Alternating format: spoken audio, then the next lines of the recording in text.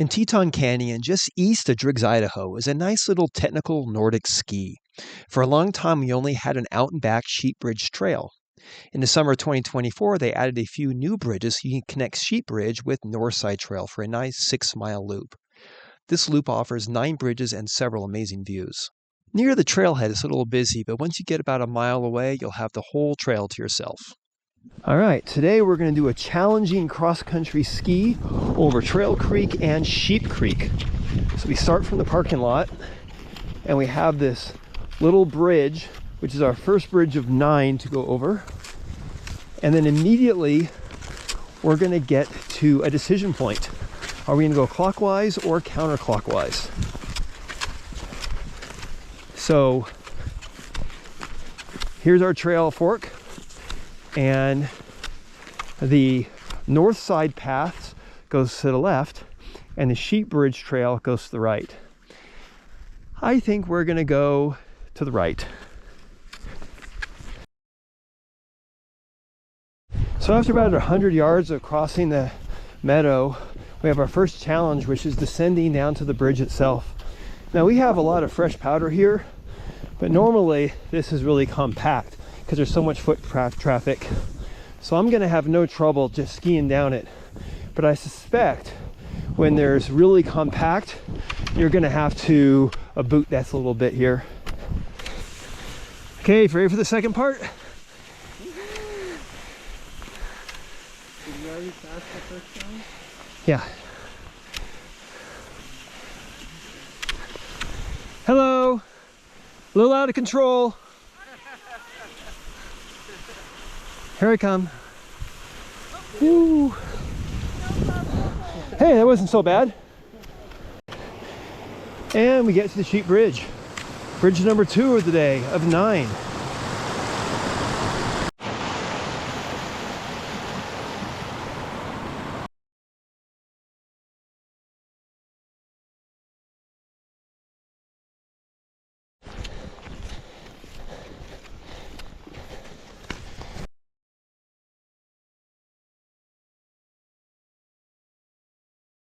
Oh, it's so beautiful when the snow is falling like this. It just is a winter wonderland. We have this beautiful aspen grove, and when the snow is hanging off the branches, I think it's just beautiful. Not quite a mile in, we have this cute little river crossing, in the summer anyway. I wouldn't cross it in the winter. And there's a clear fork in the trail, so you really should take a detour. I pop my skis off so I can walk down real easily and see the pretty water cascading over the rocks and the snow built up on top of the rocks. It's just a really pretty scene.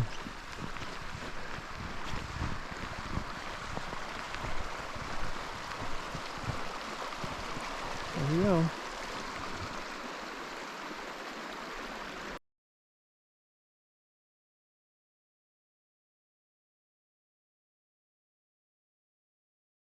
After the fork where you can see the river, the last pair of tracks peeled off, so which means I have fresh tracks, which is really unusual for this trail. It's pretty well traveled. Normally you can come out here with boots and not even need snowshoes, but we had a lot of snow last night and we're expecting to get a lot today. So fresh tracks.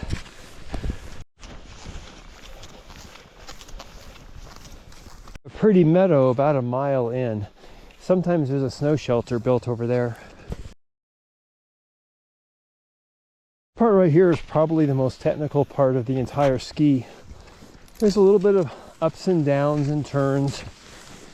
Because the snow is so soft right now, I'm having no difficulty with it. But I imagine under icy conditions, this might be a bit challenging.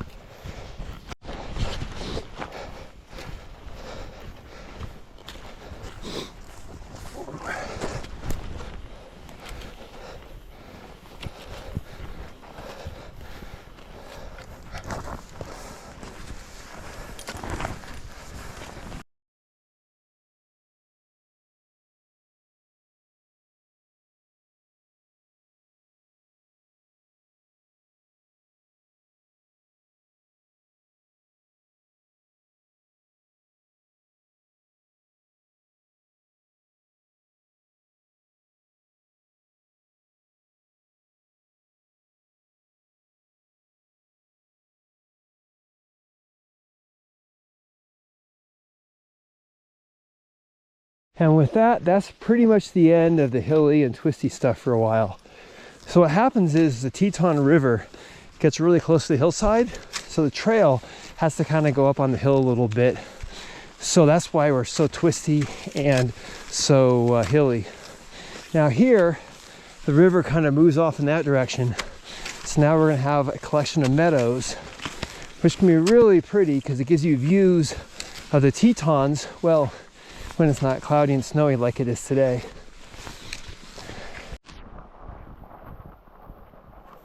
Boy, it's so beautiful when the snow is falling like this. Covers up all the old tracks. Trees are heavy. It's just gorgeous. I never miss an opportunity to come and see the river. So here we have Coal Creek, which is dumping into Teton River. You can see it cascading in over there. We're gonna cross Coal Creek on the road in about an hour or so. There we go.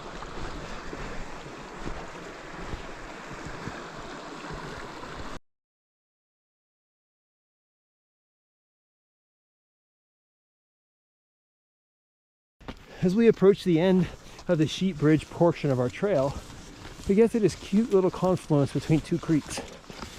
I always take my skis off and hike down and take a look at the creek. It's definitely worth it. Right down here, it's just so pretty to see where these two creeks come together. Always, always worth the walk. There we go.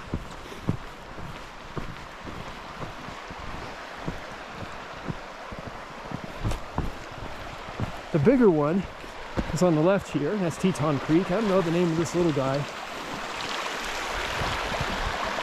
Always worth a walk. Here we're approaching the end of Sheep Bridge Trail. Now, we have a decision to make. We're going to go left to the confluence of the creek and Teton River, or we go right, we're going to cross the bridge. Well, we're going to do both. So there's the new bridge, just built in 2024. We're going to cross that in just a minute. For the day. Biff of the day. Wow! No problem. This bridge is so new, it's not even finished yet.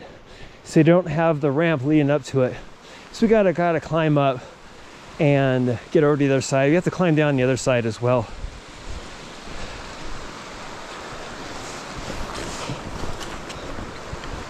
And there's the creek, flowing well.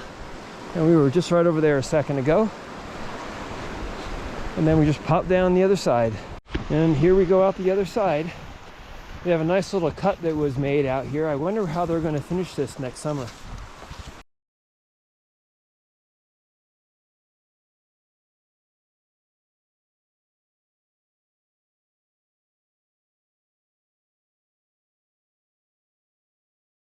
Okay, that new bridge was bridge number 3, and this little guy is bridge number 4.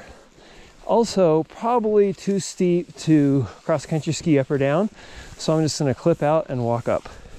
When I first came across these two new bridges, I couldn't really see what the point was.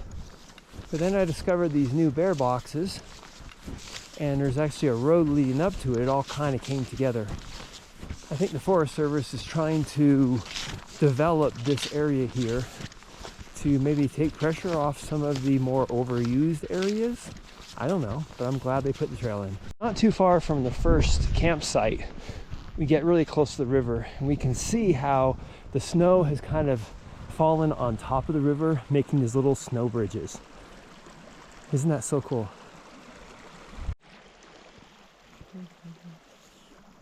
Snow is really wet, and I left my wax at home, so I keep having to clean off my skis.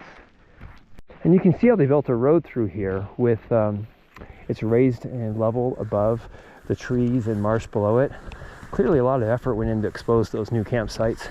As we're coming in from the backside of the old Boy Scout camp, we can see some of the old infrastructure. Like that's the old Scoutmaster's hut. There's a little lake down here. In a minute we're gonna see the chow hall, and there's like a trading outpost and a bunch of other things. This was a Boy Scout camp for years. And then just a couple of years ago, the Boy Scouts failed to renew the lease. My understanding, it was because they couldn't afford to build the infrastructure. I suspect it's because Boy Scouting is kind of falling out of favor in these parts, and there just wasn't enough boys to support it. At any rate, it's turned over to the Forest Service, and now this will be a campsite. Here's the old chow hall for the scout camp. We're about to get to the front gate. Here's another bridge. Take a look at how much snow has built up.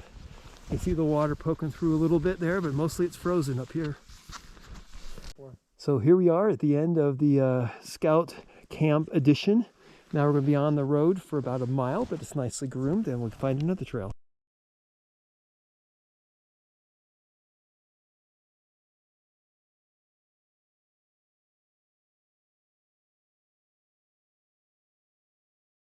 Now that we're on the main road, we have a nicely groomed track, so things are going to go a lot quicker now.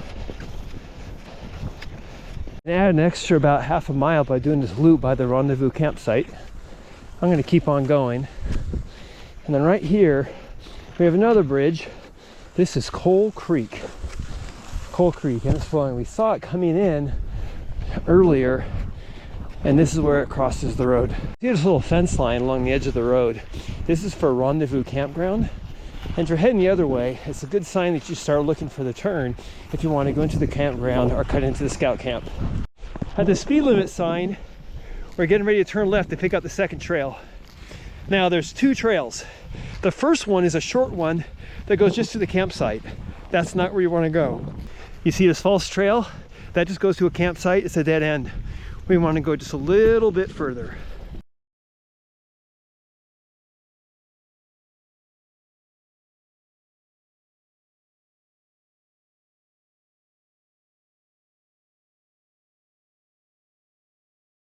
All right. New trail requires a little bit of orienteering, but once we get in the woods, it'll be better to find.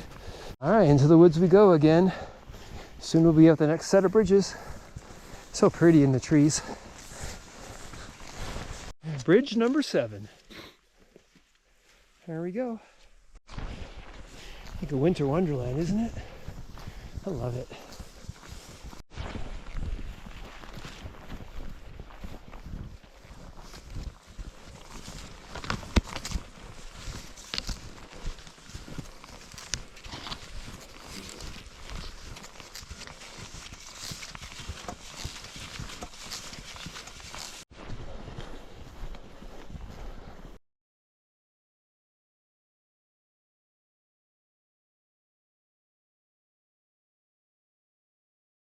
When you get really close to the canal, you know you're almost back at the car. So Northside Pass, we went out on Sheep Bridge. This is bridge number 9 and bridge number 1. 6-mile day, just a hair under 2 hours. This is a challenging cross-country ski. There's some uphill, some downhill. It's a pretty fair distance. Definitely not something for beginners.